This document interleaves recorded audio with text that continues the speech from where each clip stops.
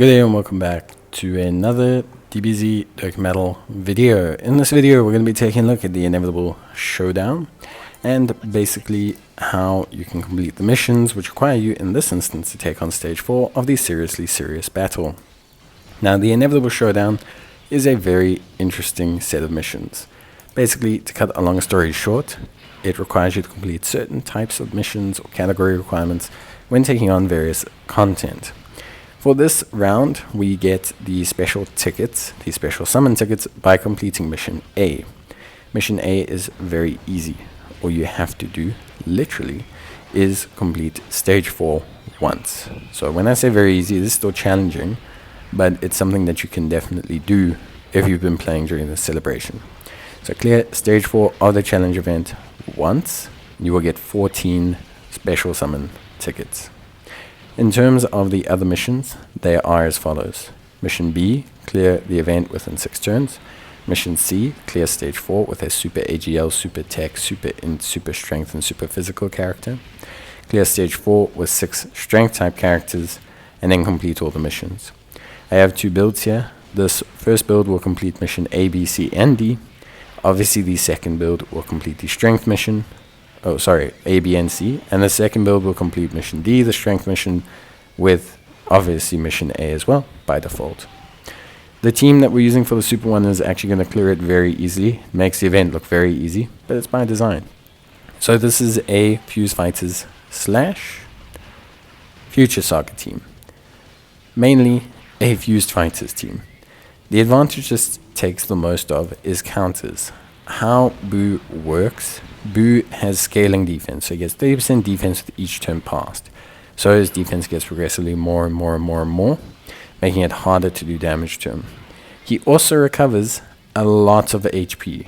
Like, this guy recovers a ton of HP, like almost a third of his health levels of HP.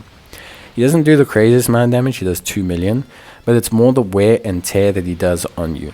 Also, what's important to note is that he greatly raises his attack, which means his normals do more damage after he supers.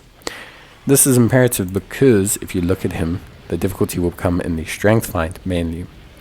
But counters is a good way to go because counters ignore the opponent's defense, which means his scaling defense doesn't really present us with any issues, mainly because it doesn't matter. Our counter units will dish out damage to him. So because of that, because of how everything is, my suggestion to you is to focus on heavily countering him. That's why I have the Physical Vegeta, the INT Gogeta, and the TEQ Goku and Vegeta. A lot of the times, the majority here is to have Physical Vegeta in position to do as much damage as possible, until such time we can transform the TEQ Goku and Vegeta to basically absorb all the attacks and finish everything off. You may not need this. I did not need this. You can see here I'm not using that. I didn't even get to that turn, and that's okay.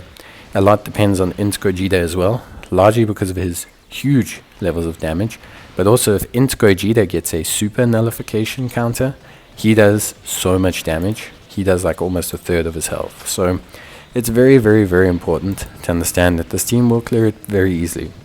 You don't have to run exactly this team, but remember that you need to have 1 unit of each type, and they have to be super. So the only real teams that I think run that very nicely, potentially GT Heroes, also does this very well with the Gogeta active skills and the initial huge burst damage that the team does, plus the fact that all of them can counter and evade pretty much. Then you also have maybe like movie bosses, you also have Fuse Fighters itself as a team. Maybe you want to run Universal Survival Saga, that's also decent, although it can possibly struggle, but an MUI Goku and MUI Instant, Ultra Instant Goku LR, the TEQ one could also work very well. So that's just kind of like the suggestions, obviously, that I have. You don't have to run them, but that's just kind of what I would suggest as good alternatives. The strength mission is far more limiting. So in terms of rosters or strength units, I think it is pretty difficult to just say, oh, there's these very specific strength teams that are going to do well. I think ultimately Kamehameha is honestly for me probably the only team I can see working really, really well.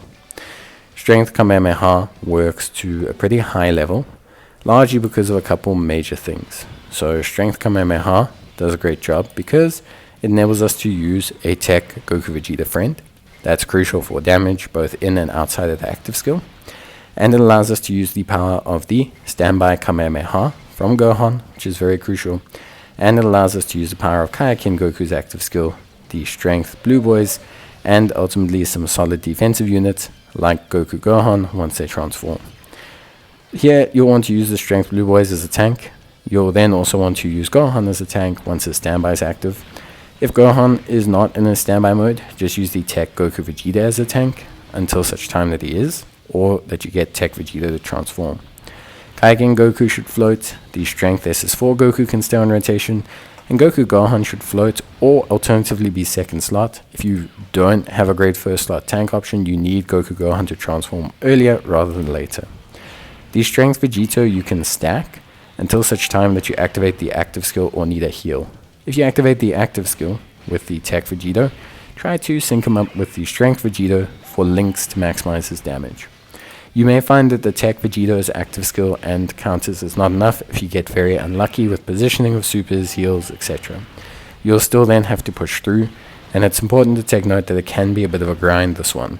Because of how much he heals and his scaling defense, your team here doesn't have great scaling. You don't have any real scalers outside of TEQ Goku Vegeta. So it's important to take note that if you are going to take on this event, try to maximize the attack on these units and syncing up the active skills at the most opportune time to really get Buu's health down as much as possible so that you can finish him off. Because otherwise he actually heals enough back that you just end up grinding against him for another couple turns, and that can be a little bit scary. That's it from me. I hope you've enjoyed the video. Let me know if you have any issues, queries, or anything like that. And otherwise, I'll see you guys in the next one. So until then, as always, take care, stay safe, and I will see you guys in the next video. So yeah, that's it from me. See you guys in the next one, and if you need any help, let me know in the comments. Bye.